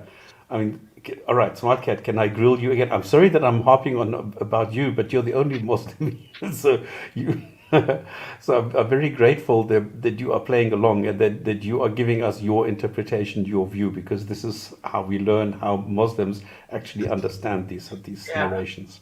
I'll make this full screen so it's easier to see.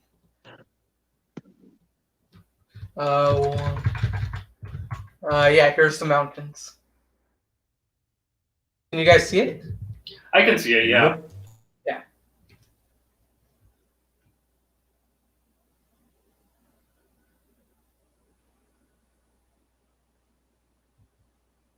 I mean, I can read it out loud. Yeah, sure, that would be great. You don't want a dyslexic guy like me reading out. All right, sure. Okay. The Prophet said, when Allah created the earth, it started shaking. So he created the mountains and said to them, upon it, it began to settle. The angels were amazed at the strength of the mountains. So they said, O Lord, is there among your creatures one who is more severe than the mountains? He said, yes, iron. They said, O Lord, then is there anything among your creatures that is more severe than iron? He said, yes, fire. As they said, O Lord, is there anything among your creatures that is more severe than fire? He said, yes, water. They said, O Lord, is there anything among your creatures that is more severe than water? He said, yes, wind. They said, O Lord, is there anything among your creatures more severe than wind? He said, yes, the son of Adam. He gives charity with his right hands while hiding it from his left. Jamia Tirmidhi, 644, 3369. Bravissimo. Yeah, I actually have a quick question. Very quick. And it comes out of ignorance. I'll admit it right now. The son of Adam, Abel, wasn't he the guy that murdered his brother? The son, No, yeah. that was Cain. That was Cain who was a murderer. That was Cain. Cain was the one who murdered Abel. Yeah, but the son of Cain Adam. murdered Abel. Yeah, so how charitable is he? Is that when he murdered his brother? Now, I think you can kind of say the son of Adam in the sense like all of mankind, like the descendants of Adam, that is. So you can kind of make that distinction. Yeah. But at the same time, again, for someone like yourself who's reading it for the first time, it's like the son of Adam. Like, who are you talking about? Yeah, can I just add that when Islam talks like this, it is in the literal sense, not in the figurative. You'll look through the Jewish literature and the Christian literature, and indeed maybe other literatures, and you'll find, just as you've said, Mustafa, the son of Adam can be the figurative from the loins of Adam, mankind in general. And you'll find like the nation of Israel was referred to as a wife, and the God of the nation of Israel was the husband, the owner. You find that those metaphors and similes littered through the language of those books. You do not find it in Islam. It's always literal and very, very, very rarely figurative. Because can we start at the beginning? I'm not trying to be insulting here, but this kind of seems like a Legend of Korra or like Avatar: Last Airbender plot. It does. It's like you have like fire, water. And then you have they misspelled General Iroh here with iron. And we all know... If you start at the front, if you start at the beginning, when Allah created the earth, it started shaking, so He created the mountains. And does that mean if there are no mountains, earth is shaking? How do you understand this?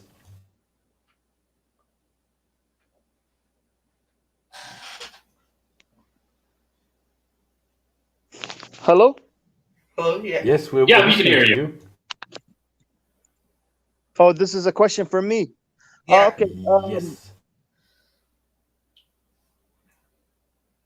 When God created the earth, it started shaking, so He created the mountains to settle the earth.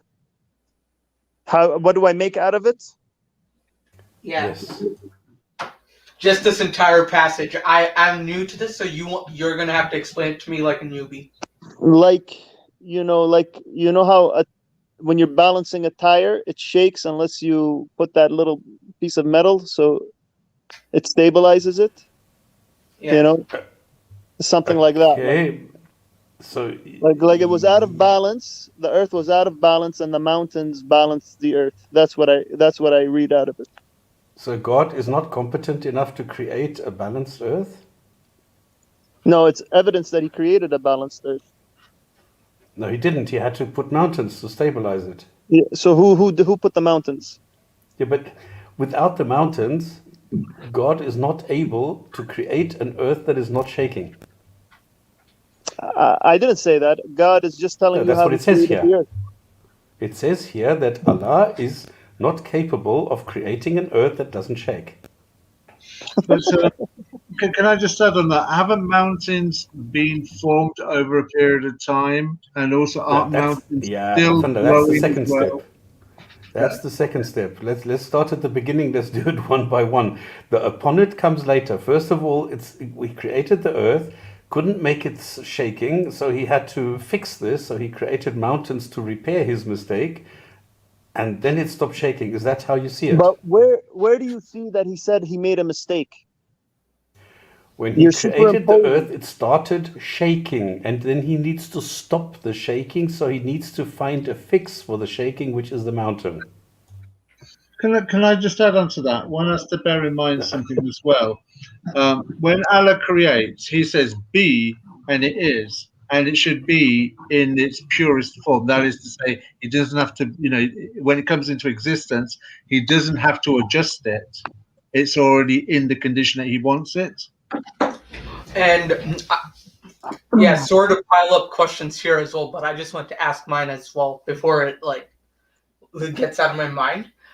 There are mountains now, then why are the plate tectonics still rapidly moving with such instability in the Earth's crust? You believe in fairy tales? Man, come on, please, man. Don't bring fairy tales in this conversation. This is grown man talk. Okay, we're jumping around a little bit. Let's go bit by bit here. Smart cat, when Allah created the earth, it started shaking. This sentence, do you understand this sentence? Yeah, I understand it. Okay, it started shaking. Is the shaking something he wanted? Well, let's go ask the big guy upstairs. Well, look at the next sentence. Would he have created mountains if he wanted the earth to shake? I don't read the hadith the way you guys read it. You are superimposing. You're trying to put squares into a circle, and it doesn't fit for a reason, because you guys are not reading it the way it's apparent. You're saying, oh, he created the earth, it's shaking, so he made a mistake. How does the logic compute like that for you guys? I just don't understand. That's what I'm just trying to explain to you. Is the shaking of the earth a desired effect? Yeah, I would assume that it is the way it is. Shaking. So he wanted it to shake, so it was shaking. I'm not saying that. You're saying that. No, I'm asking you a question. Is it I'm the wrong person fact to ask. that Allah created the earth and he wanted it to shake? That's a question you need to ask Allah. But I read the answer is right here in front of you. How I read it is very simple. There's a process to the creation of the earth. It came in stages, all right? And God had to furnish the earth to make it habitable. This is what I understand. Okay, so to stop it from shaking, he created the mountains. Now, let's go to the next step here. And said to them, upon it. Are mountains set upon the crust, or do they grow from out of the crust?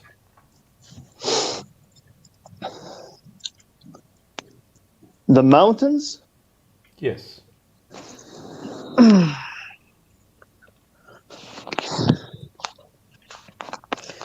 Is it impossible that mountains were formed since the creation of the earth? Yes. Because mountains are still being formed today. So there's nothing on earth that can be dated back to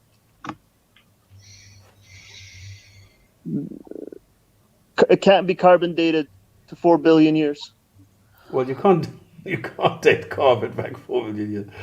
But you I mean, almost everything, that's how we get the age all of the earth. Rock material can be dated back that far. Not all of it, but so what is everything. a mountain made out of?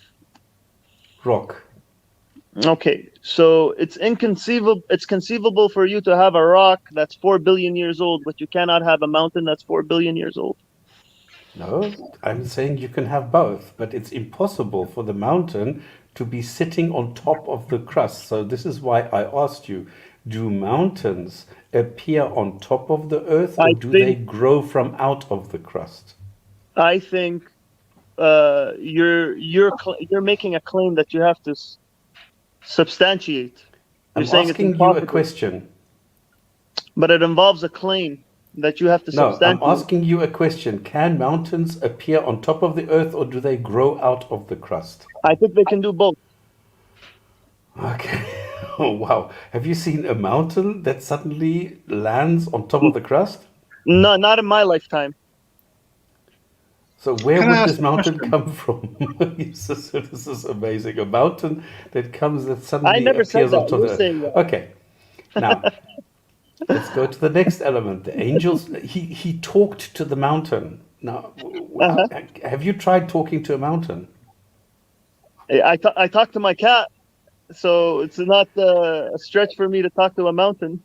Okay, I'll give him that. Like, okay. Talking to the cat. I'll give him that. Now, what does it mean that the angels were amazed at the strength of a mountain?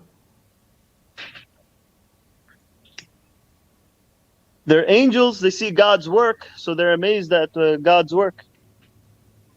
So how strong is a mountain? Stronger than me. Stronger than most things I can imagine. How strong is a mountain? I can't quantify it, but very strong. So strong is an attribute of a mountain? I would describe a mountain as being strong. Being strong like a mountain. No. I don't think anybody has ever given an attribute of strong to a mountain. Strong as a mountain ox. Strong like mountain men, I know as strong as an ox, but not as strong as a mountain. I don't know. Maybe a mountain is strong smelling or something. I don't know. Okay. Why is iron more severe than a mountain?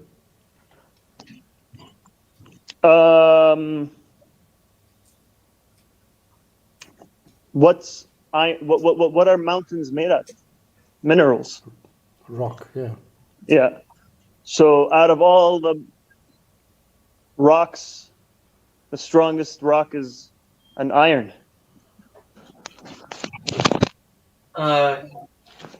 Excuse me.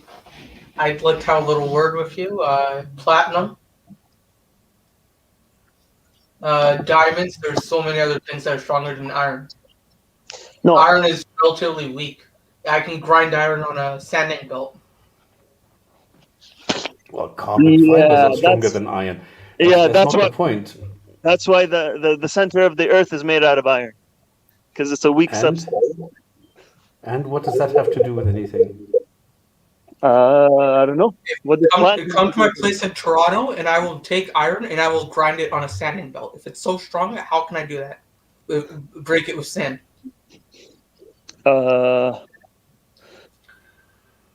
Okay. So we have no explanation. We have no explanation why it says iron is stronger than a mountain and why. I mean, I can understand the fire part because you can melt iron, but then water is stronger than fire. No, you can't say this. These are different applications with different things. You cannot compare them. You cannot say one is better, stronger, higher, whatever. You can't do that. I mean, if you burn water with fire, it evaporates. So fire is stronger than water. And on the other hand, you can say, well, water puts out the fire. So it depends what you are trying to do, what you're trying to say. So all this is nonsense. This is nothing. This is a wrong perception. This is earth, wind. This is silly. I know it's totally silly. Fire, wind, and water. This is the basic four elements. This is a precursor to chemistry. No, it's not. I'm serious. You guys don't know your own histories. Okay, So you cannot explain it, and then you say wind is stronger than water. I don't understand that. But then, is there anything more severe than the wind? Yes, the son of Adam. Is that Cain or Abel? I don't know. Or is it mankind? Is mankind stronger than the wind? No. So what is this? So this is also a hadith where there is nothing in there that is actually correct. So again, false information. It's information given in vain. I feel sorry for you, really. It's information given in vain. Dumb, deaf, and blind. Yeah, but you're having a hard time here. I know, this is terrible. Smart Cat, can I ask you a question? Smart Cat, can I ask you a question? Yes, yes. You know the ayah that turns around and says that when Allah says be and it is, it comes into being in its complete form, correct? Yes, yes. So why would Allah need to create mountains if the earth was created in its complete form, in its entirety?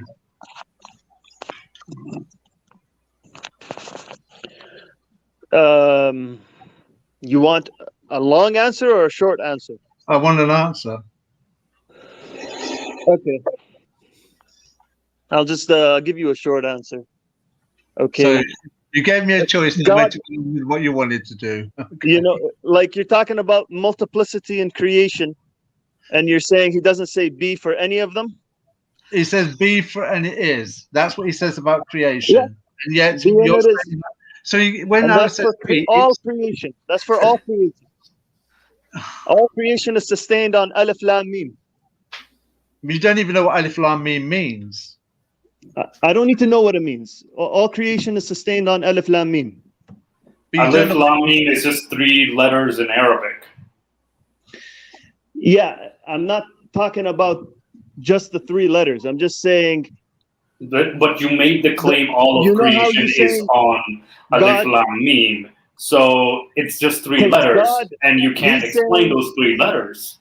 So what's the point of making that He's saying kun yakun. He's saying kun yakun.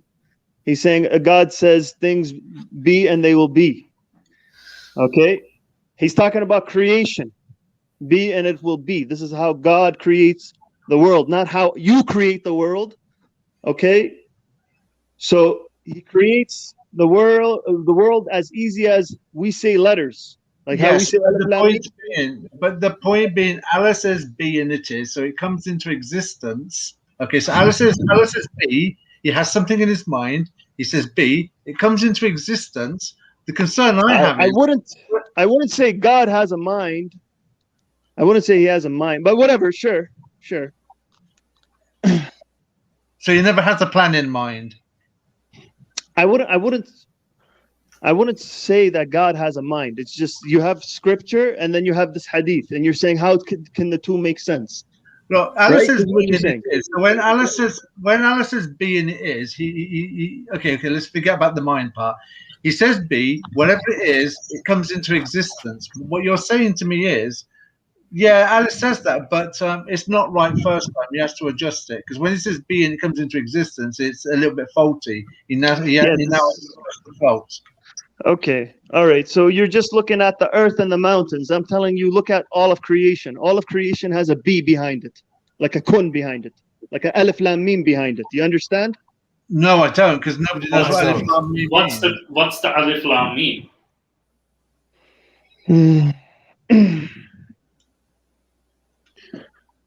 What did you say earlier about the Alif Lam Mim? What is the Alif Lam Mim? But you answered it. You said nobody knows what Alif Lam Mim means. You said you didn't know what it means. I asked you, what does it mean? What do these 3 Arabic letters mean? Alif Lam Mim. Can you answer that question? No, but you said nobody knows what those letters mean. And I said to you, that's the answer. I never said that. I never said that specifically. Maybe Thunder said it. I don't know. I said nobody knows what Alif Lam means. No one knows what it means. Well, that's your answer, my friend. That's your answer. Again. With the greatest respect, Mark, nobody knows what they mean. I've even had some Muslims say these are the miracle letters of the Quran. Nobody knows what they mean. Nobody knows what they mean. Can you tell me? Will you tell me what they mean then? What does Alif Lam Mim mean? What does Alif Lam Noon mean? Or Lam Mim No. Noon? What do any of these Okay. words mean? These are letters. These are letters to us. Okay. Yeah. But what do That's they mean? all. Okay. How do they don't? Why do you look for the meaning? Because there has to be a Why reason can't it be? why they're Why there. can't it be letters? Why can't it just be letters? So there are 3 letters here that Allah puts at the beginning of about 27 ayah that nobody knows what they mean and why they're there. Okay. And this is a book How for do all you say time. B? Listen, this is a book for all time that is Mhm. easy to understand. Yet there are 27 ayah that start off with 4 letters and nobody knows what 29. they mean. 29, sorry. Why can't they be just letters? Why do you need a meaning behind letters? Allah puts words or Okay, we're letters. talking about something totally different here, I guys. know, Come but on. we were talking about the B and it is. You're talking about God says be. In the Arabic, he says kun yakun, right? So I'm just saying. And then you made the claim of Alif Lam Mim. You made the claim of Alif Lam Mim. Yeah. So what is it? Leave it. And this was silly. Come on. This was just a saying. This is Smart Cat trying to get out of it. And I understand that he's trying to do that because we're really grilling him. And this hadith is, I mean, the funny thing is, he doesn't really want to commit, and I don't think any Muslim will commit and say, well, you know, this is wrong, this is factually incorrect. And this is the problem. No, It doesn't matter whether you're showing the Quran with a mistake or whether you're showing a hadith with a mistake. It's very difficult for a Muslim to accept that there are mistakes in the Quran and the hadith, and that's it. You guys want to move on to the next quote? Okay, let's make it a quick one because we've only got 3 minutes left. Oh, all right. This is a quick one. Okay, yeah, this is totally... All right. Smart Cat, do you want to tell us why this is correct? Narrated Abu Sa'id that Allah's apostle said, pray Zuhr prayer when it comes cooler, as the severity of heat is from the raging of the hellfire.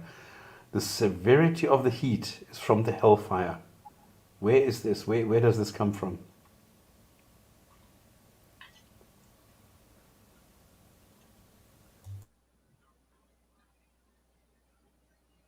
Sorry. I was talking and I didn't know I had to unmute myself. Okay, so it says praise Zohar prayer when it becomes cooler, as the severity of the heat is from the raging hellfire. Not too much information I can go off of, but you know, I know it has something to do with praying Zuhr, and I don't understand the severity of the heat. What heat source?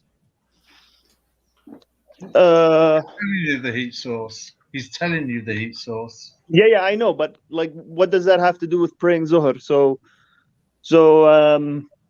I can't make heads and tails out of it. Maybe you guys can. No, this is the problem. Because what I see here is that if it gets a bit cooler, then you can pray a little bit later. Because and this is the problem, if you are in Saudi Arabia, or if you are in the Arabian Peninsula 1,000 years ago, it was pretty warm.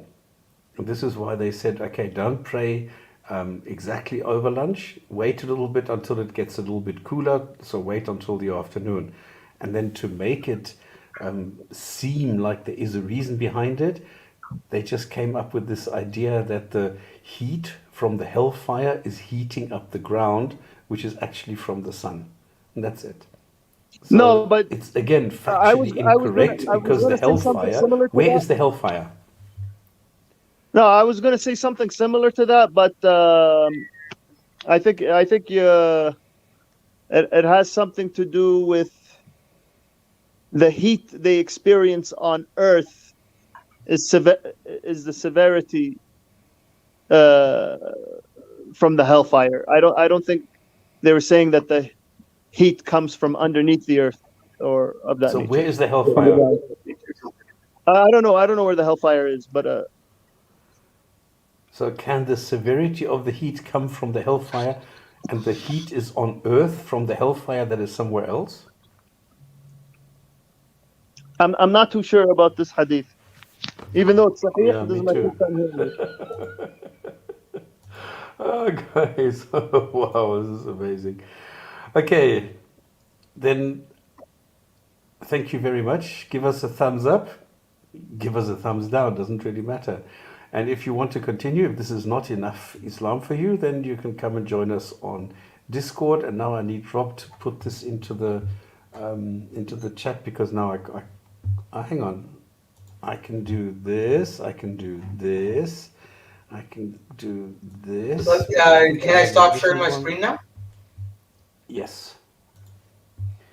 And I will put this all right. here. There you go. Here's the link for the Discord chat. So, people in the chat, thank you very much.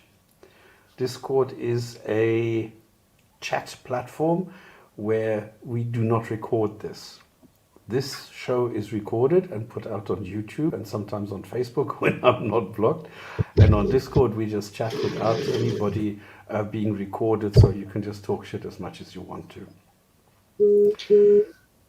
People of the panel, thank you very, very much. Smart Cat, I'm sorry that you are being grilled here like this because you're the only Muslim here. I have to apologize, but we're not trying to gang up on you. It's just that you are available. You're doing a fantastic job, and sitting there and taking all the heat, that's kudos to you. Sadomasochist. Okay, Nick, thank you very much for the presentation. Thank you for digging up those hadith. That's a very, very nice job. And the explanation or the lacking thereof is quite apparent. So, yeah, very easy. Yeah, any closing words? Yeah, no, it was a great presentation from the Nick of Time podcast. And it was, we not only got to see the hadiths, like the initial claims of the initial scientific facts, but we also got into the nitty-gritty stuff of it. So it was a very enjoyable discussion today. So thank you guys so much. Thank you, Stops. Thank you, Thunderous. Thank you, Smart Cat. Thank you, Nick, as well, for the amazing presentation. Yeah, thank you. And I hope to be joining in the after chat in the Discord for a bit as well, because obviously I have quite a bit to learn as well about the topic. So I just want to sit and listen to whatever discussions come forward. Thunderous? Yeah, thank you, everybody. Thank you for the panel this evening. Nick, your item was refreshing and very much welcome. Smart Cat, always good to hear from you. My only advice to you is, please, you need to brush up on your history and the facts. Mustafa, I'm glad to see you're again on the panel and having a regular contribution. Really welcome. And I like the fact that we're both from the very similar background, so there's 2 points of view: the Shia point of view and the Sunni. Always a little bit contention, a bit like Tottenham versus Arsenal, and Stops, the guy that leads all of us in this discussion about Islam. Thank you as well. So see everybody next week. Oh, the chat's going to be a bit more fun in the after party. Hey, thank you. The only thing that remains now for me is to read the hadith which I selected for this week. This is narrated by Ibn bin Surd. When the clans were driven away, I heard the Prophet saying, "From now onwards, we will go to attack the infidels, and they will not come to attack us, but we will go to them." And this is a Sahih, Al-Bukhari 4110. So not always do Muslims defend themselves, but they actually go and attack. And if you want to know, it's book 64, hadith number 154. Thank you very much. Ladies and gentlemen, we will see you next Friday. And if anybody wants to come and chat, you can come on the Discord. See you Rob, next week. Just check private chat after this. Everybody have a good weekend, and we will see each other at Discord. Yeah, see you guys. All right, see you.